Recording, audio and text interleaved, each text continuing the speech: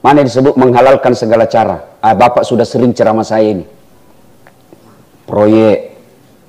Saya dengar tadi dari Pak Ahmad Ali, ini yang mengurusi Komisi 5 Ustadz, di sini banyak proyek. Itu wakilnya tuh. Hati-hati Pak, hati-hati.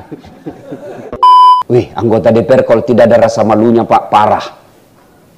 Bener Pak. Kalau sudah digaji, kadang-kala saya kasihan juga lihat Pak, rapat. Mungkin Bapak lelah, capek, rutinitas setiap hari. Lalu dilihatlah kamera, kasihan begini. Waduh, bukan cuma Bapak Ibu yang malu, tapi malu kami satu kampung. Saya sudah dapat izin tadi, silakan gaspol. Kapan lagi? Dan saya seumur-umur Pak, alhamdulillah, baru hari ini saya menginjakkan kaki di gedung Dewan Perwakilan Rakyat. Nanti partai Nasdem, banyaknya partai di Indonesia, hanya Nasdem yang berani mengundang saya. Alhamdulillah. Dan di Indonesia ini Pak, ada 2 orang yang susah saya tolak kalau dia panggil Pak. Biasa kalau keluarga aku masih bisa saya tolak. Ada 2 di sini Pak, Pak Rusdi Masek dengan Pak Ahmad Ali. Susah ditangkis Pak. Nggak mau mengerti, dia bilang, pokoknya kalau sudah bilang pokoknya ya siap. Alhamdulillah, saya menghormati. Ibu Bapak, saudara-saudara sekalian, saya ingin menyampaikan sebuah hadis. Alhamdulillah, Ramadan ini sudah banyak semua amalnya orang Pak. Bayangkan, 30 Ramadan. Nabi bersabda, "Man shoma Ramadana imanan wa ihtisaban ghufira lahu ma taqaddama min zambihi." Siapa yang berpuasa di bulan suci Ramadan dengan niat iman dan ikhlas, diampuni dosanya yang telah lalu dan yang akan datang.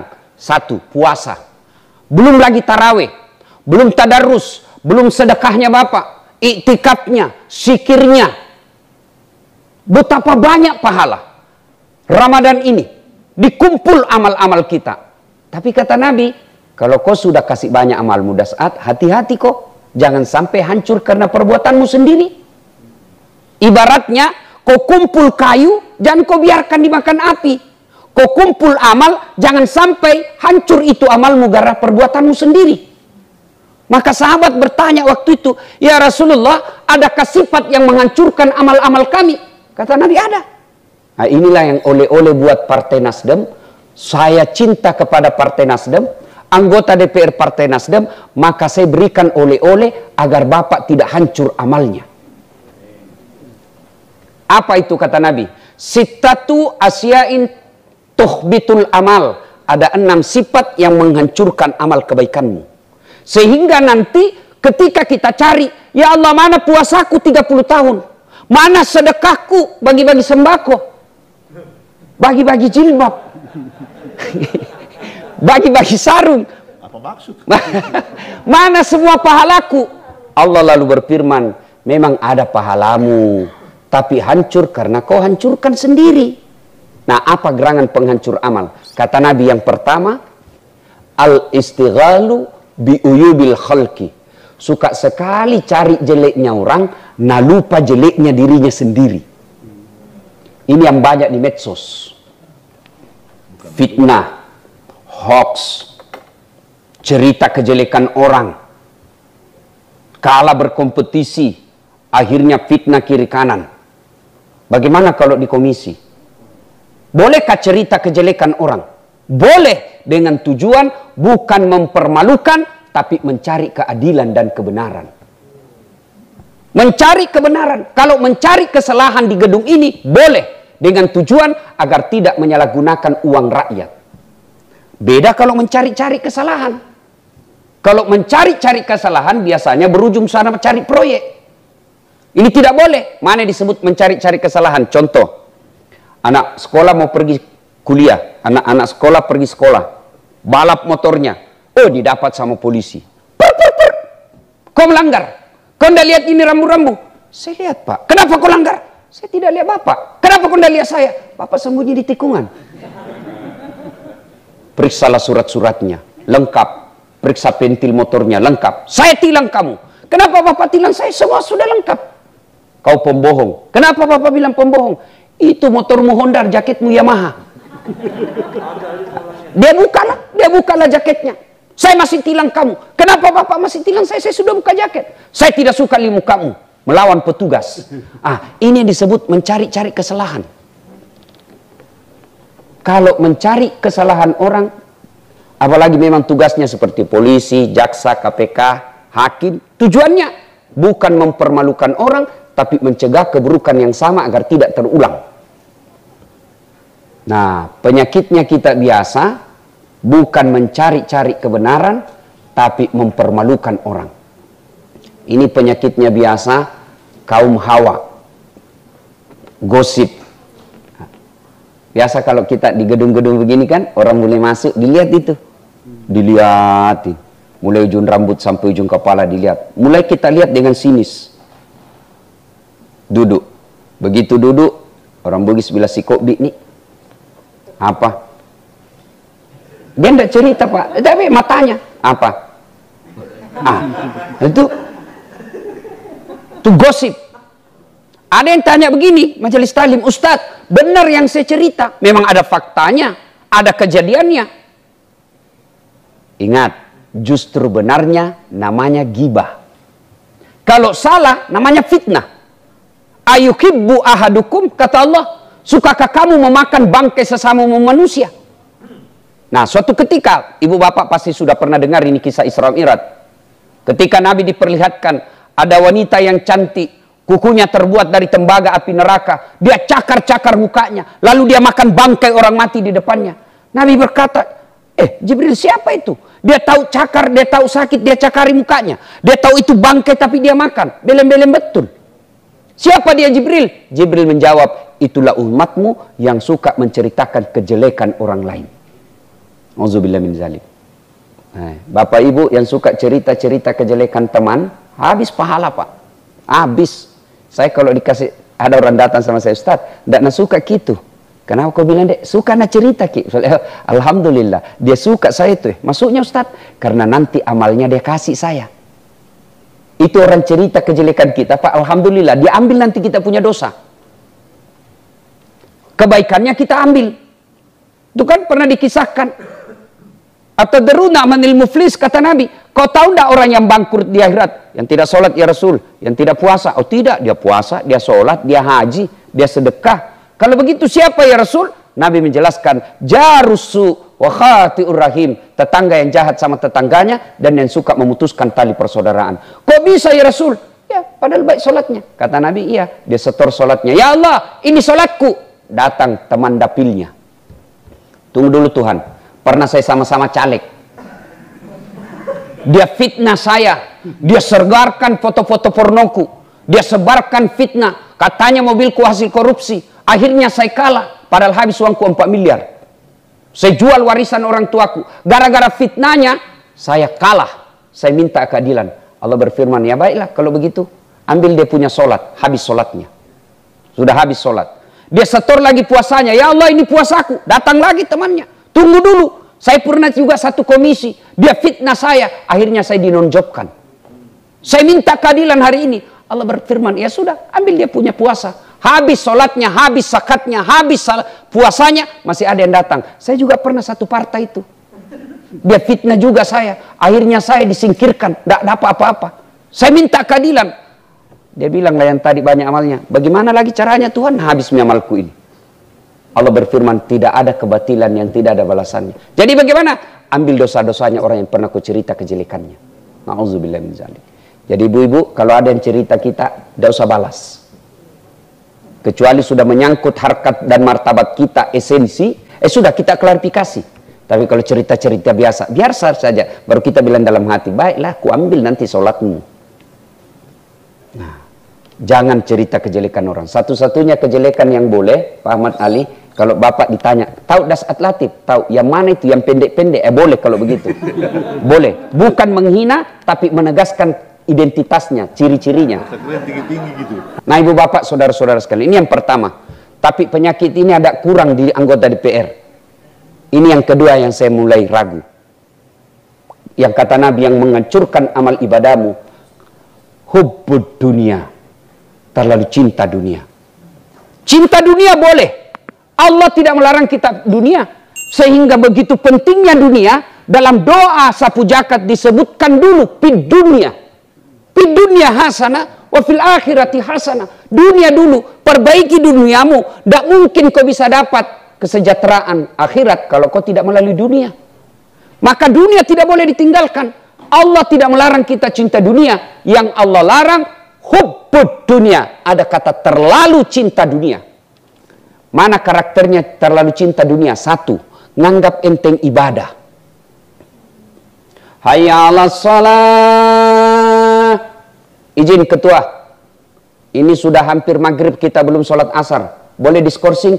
Itu sebentar. Ini urusan akhirat, ini urusan ini penting juga ini. Itu ciri-ciri terlalu cinta dunia. Nganggap enteng ibadah. Yang kedua, ciri-ciri dunia, terlalu cinta dunia. Takut dibilang tua. Begitu mulai putih rambutnya, stres. Cabut cepat, cabut cepat. Itu ciri-ciri cinta dunia itu, Pak. Kenapa kalau putih rambut? Itu sunnatullah. Bayangkan kalau bapak usianya 55 tahun, mukanya kayak TK. Itu kan tidak normal. Itu sudah sunnatullah. Dan enaknya yang kalau mulai putih rambut, itu nasihat, surat dari malaikat pencabut nyawa. Hati-hati, kau sudah tua. Karena kalau tidak pernah ada hitam, putih, biasa kita lupa bahwa kita sudah tua. Itu surat dari Allah. Terlalu cinta kepada dunia, takut dibilang tua. Yang ketiga, kata Nabi, ciri-ciri orang terlalu cinta ke dunia, menghalalkan segala cara untuk dunia. Mana disebut menghalalkan segala cara? Bapak sudah sering ceramah saya ini. Proyek. Saya dengar tadi dari Pak Ahmad Ali, ini yang mengurusi Komisi 5 Ustadz, di sini banyak proyek. Itu wakilnya tuh. Hati-hati, hati-hati. Bapak-bapak kan semua sudah pernah dengar ceritanya itu kontraktor di akhirat. Kita ulang lagi. Sebagai pengikat. SMS lah penghuni sorga sama penghuni neraka. Dia bilang penghuni sorga, bagaimana kabarmu di situ Mas Bro? Dia bilang, tidak ada enaknya di sini. Di blender terus orang. Tidak ada jam istirahat. Dia bilang, kau ya bagaimana kabarmu di sorga? Masya Allah, enak betul di sini. Baru dibayangkan sudah ada di depan kita. 1 laki-laki, 7 bidadari men. 7. Dan hebatnya perawan terus. Itu bidadari Pak, tidak pernah tidak perawan. Perawan terus itu bidadari. Dan usianya 22-23 tahun. Bayangkan. Jadi Pak Ahmad Ali tenang saja Pak. Allah sudah sediakan 7 bidadari. Yang penting Bapak masuk surga. Itu syaratnya dulu. Nah, kata penghuni surga neraka, bolehkah kami jalan-jalan ke situ? Boleh aja. Bagaimana caranya? Ya gampang. Kami dari neraka bikin jembatan, kamu juga bikin jembatan dari surga. Setuju? Setuju. Lelang proyek. Keluar pemenang tender. Waktu pekerjaan 3 hari. Hari pertama, jembatan dari neraka sudah selesai 50%. Hari kedua, tuntas 70%. Hari ketiga, selesai efektif dan tepat guna. Masya Allah. Hebat. Intip-intip jembatan dari surga, belum goyang-goyang. Kenapa jembatan dari surga belum dimulai? Teriaklah ini dari neraka. Woi Mas Bro, kenapa proyekmu belum kau mulai? Dia bilang, bagaimana mau dimulai? Kontraktor, pengawas, pemborong, panitia, ada semua di situ. Di sini hanya penghafal Quran, tidak tahu, dia selalu salah komputernya. Ini cerita sederhana tapi maknanya sangat dalam. Itu kontraktor. Tapi pernah Bapak juga dengar anggota DPR di akhirat? Pernah dengar Pak? Jadi saya kan sudah dikasih tadi izin gaspol. Jadi masuklah penghafal Quran dalam surga. Begitu di dalam surga dilihat, kenapa banyak anggota dewan dalam surga ini? Dan di negara kau banyak di OTT. Dia protes sama penjaga surga. Malaikat, kenapa banyak itu di sini? Nah, saya tahu sekali itu dulu diponis dia 4 tahun. Kenapa banyak anggota dewan di sini? Kata penjaga surga, Ustaz, tidak usah kau ribut. Cuma reses sini, sebentar aja di sini. Dia balik lagi ke tempatnya.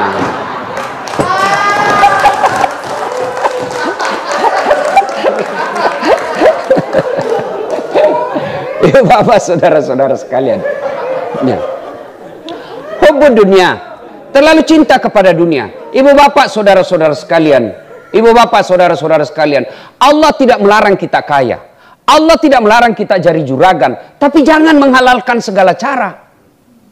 Demi Allah, kita orang Islam itu Pak, sudah didoktrin dari kecil. 3 rahasia Allah yang tidak boleh kau campuri hambaku. 1, jodoh. Bapak percaya sekali ini jodoh. 3 tahun pacaran, bukan jodoh, ndak nikah Pak. Begitu putus, baru 1 bulan pacaran, dipaksa nikah, didapat sama security. Jodoh bos, jodoh. Kadang-kala kita lihat, jelek betul suaminya, istrinya kok cantik. Jodohnya bos. Itu jodoh, rahasia Allah. Yang kedua, kata Allah, jangan kau campuri hambaku. Apa itu? Ajal. Biar kau mau sekali mati, kalau tidak tiba ajalmu, kau tidak mati. Biar kau tidak mau mati, kalau tiba ajalmu, pasti kamu mati. Ini 2, kita hakul yakin Pak. Tapi setan masuk di yang ketiga Pak, rezeki. Setan masuk, dia masuki kita dengan kalkulator. Dia masuki kita dengan, kok tabunglah, inilah. Padahal rezeki Pak, kalau bukan rezeki kita, tidak masuk. Bapak kan sering pergi reses. Iya toh? Coba lihat. Kadang-kala kita lewat di Baru, penjual di kampung saya Sulawesi Selatan. Penjual jagung. Biasanya kan ada nomornya Pak. Di pinggir jalan nomor 1 sampai 9. Saya biasa bilang sama sopirku, kau singgah nomor 4. Remnya tertindis di nomor 6. Saya bilang, tidak usah kau balik ke belakang. Mengganggu lalu lintas. Rezekinya nomor 6, bukan rezekinya nomor 4. Coba lihat Pak, di pasar-pasar. Sama barangnya, sama teknik promosinya, sama harganya. Ada yang laris, ada yang gulung tikar. Rezeki Allah yang ngatur. Jangankan jadi bapak, tidak usah menghalalkan segala cara. Karena kalau bukan rezeki bapak, biar pakai otak, pakai apa, tidak akan datang. Saya kasih contoh. Bapak ibu tahu cicak? Adik-adik tahu cicak? Cecak, ini orang Bugis, cicak. Tahu kan? Tahu. Apa dia makan itu cecak? Masuk akal enggak? 1 terbang, 1 di dinding. Di mana ketemunya? Tidak ada terminalnya. Tuh? Tapi Allah Maha Kaya. Dengar lagu kita waktu kecil. Cicak-cicak di dinding, diam-diam merayap. Diam-diam masih merayap. Datang seekor nyamuk. Nyamuk yang datang Pak. Lagu tidak mengatakan cicak lompat ke nyamuk. Wah, patah-patah kasihan cicak. Ini rezekinya. Sudahlah. Kalau rezeki kita, Allah pasti kasih. Itu lagu kita waktu kecil Pak. Bagus lagu-lagunya Pak. Ya kan? Nah, kalau kita naik remaja sedikit, kita lagu-lagu cinta. Lagu-lagu cintanya lagu-lagu dangdut tapi bagus. Remaja kita lagu-lagu dangdut. Begadang jangan begadang kalau tiada artinya. Itu dulu waktu kita. Mengapa minuman itu haram? Karena merusak kepikiran.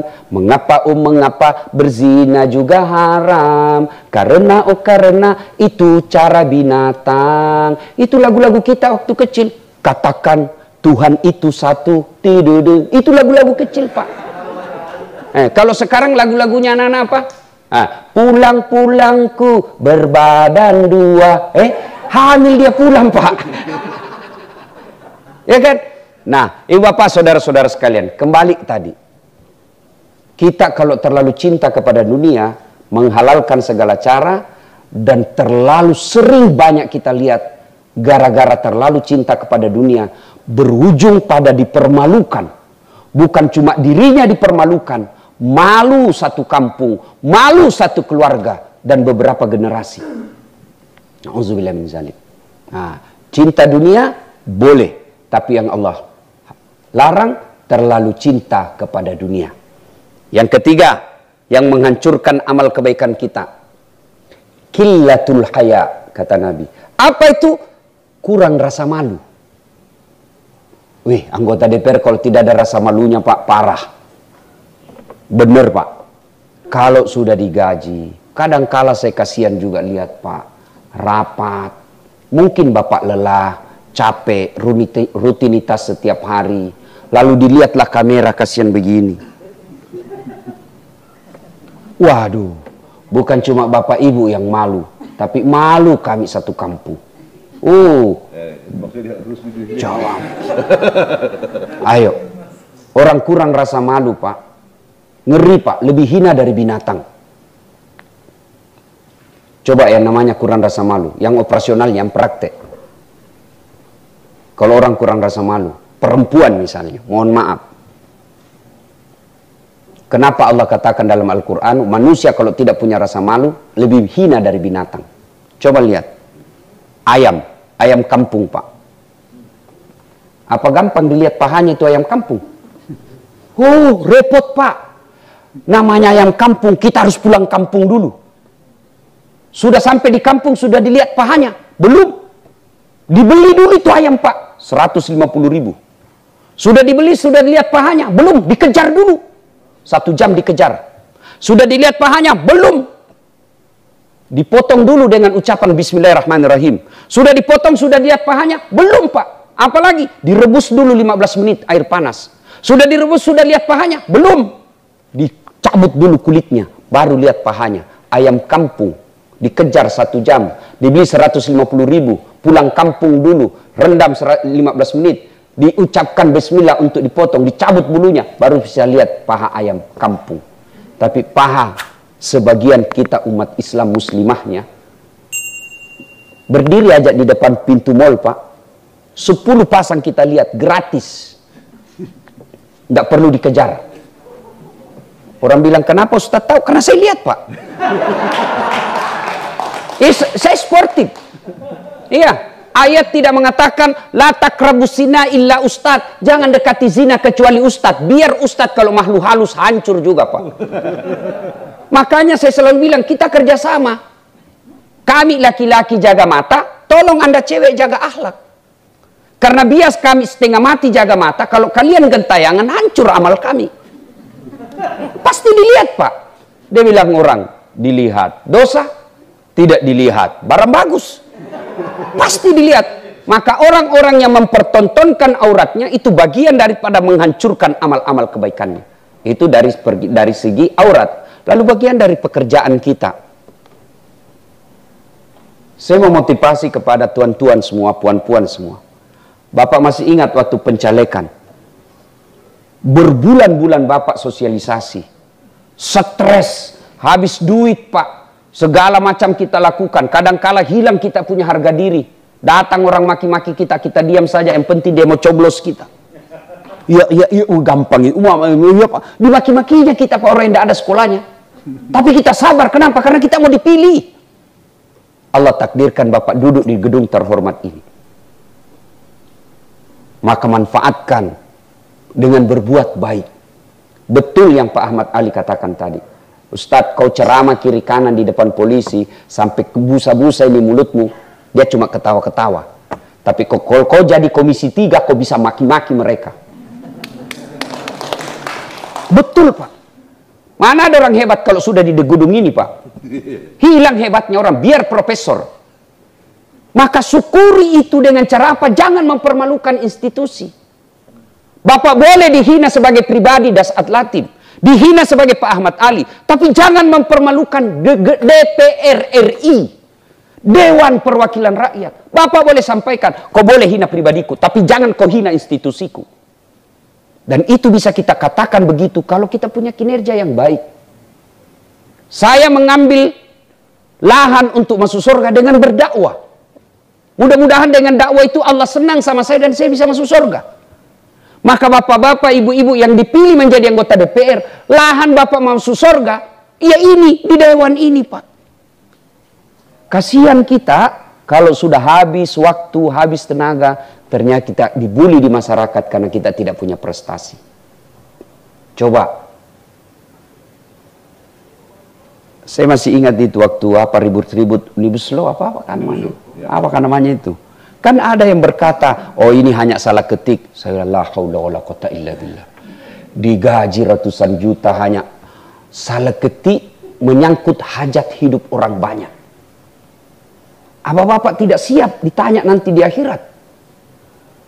Salah ketik, Pak. Menyangkut hajat satu Republik Indonesia. Itu pasti ada tanggung jawabnya nanti di akhirat. Kenapa bisa terjadi seperti ini? Karena kita tidak malu. Saya aja masuk mengajar, gelar saya S3. Kalau saya ada salah ketik, didapat sama siswa saya malu Pak. Mahasiswa saya bilang, S3 baru dongo. S3 baru beleng-beleng. Kan malu kita Pak. Kita selalu disebut dewan yang terhormat. Tapi kita tidak bekerja dengan terhormat. Ini orang kalau tidak punya rasa malu, itu yang begitu dianggap biasa. Maka kata Nabi, kurangnya rasa malumu itulah yang akan menghancurkan amal-amalmu. Yang keempat, yang akan menghancurkan amal kebaikan kita.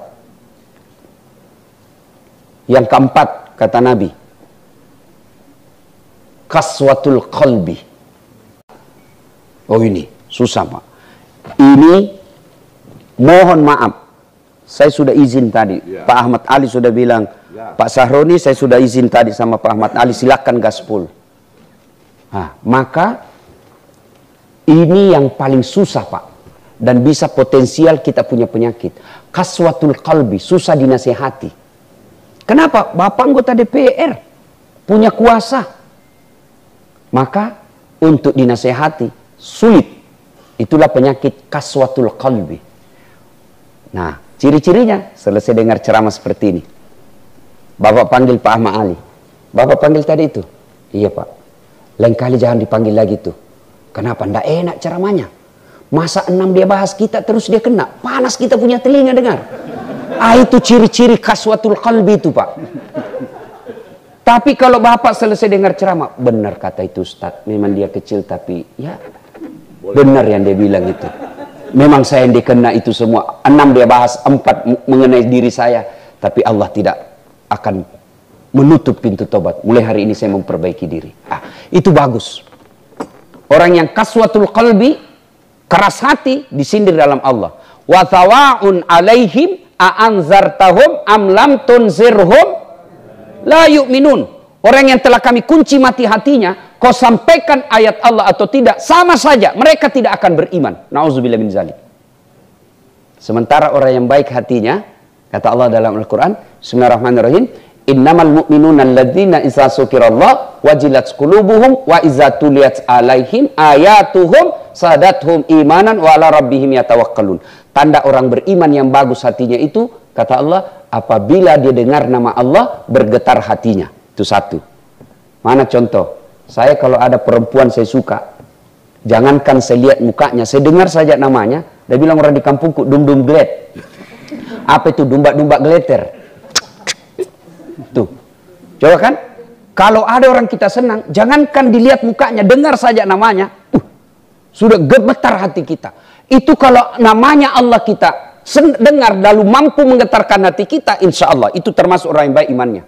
Tapi pertanyaannya bagaimana nama Allah mau menggetarkan hati kita kalau namanya Allah kita permainkan? Datangnya rapat nanti besok pukul 10.30 rapat pembukaan.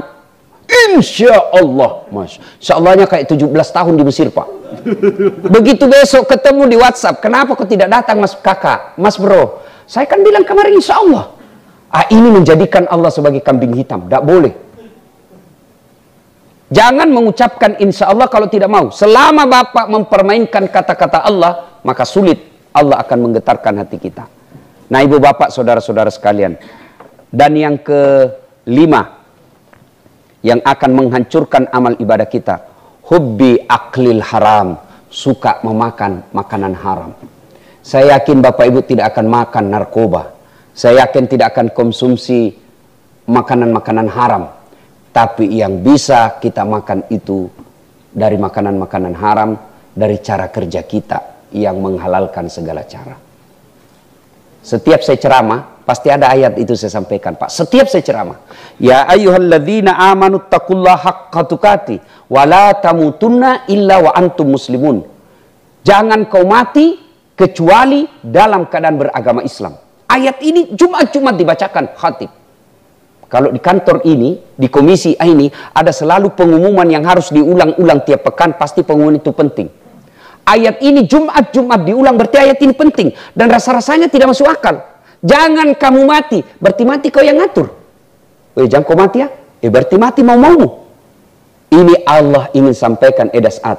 Hati-hati kamu. Ngaku kau Islam, tapi belum tentu kau mati dalam keadaan Islam. Insya Allah, kita tidak akan mati dalam keadaan berjudi.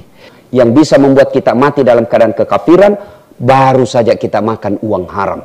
Na'udzubillah min dzalik. Makanya itu Allah ingatkan terus tiap Jumat. Dan yang keenam, yang akan menghancurkan amal kebaikan kita, kata Nabi, dzalika bima adzau. Keperbuatan zalim yang tidak bisa dihentikan. Allah tidaklah mencela ketika kita berdosa, tapi Allah mencela kita ketika kita membuat diri kita larut dalam dosa dan maksiat.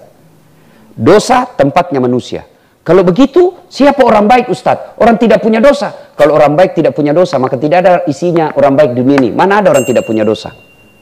Jangankan Bapak Ibu sebagai anggota DPR, jangankan Dasat Latif, kita di hidup zaman sekarang ini. Para nabi punya dosa, Pak. Nabi Adam, dosa, makan buah khuldi. Nabi Nuh, dosa, gagal mendidik anak dan istrinya.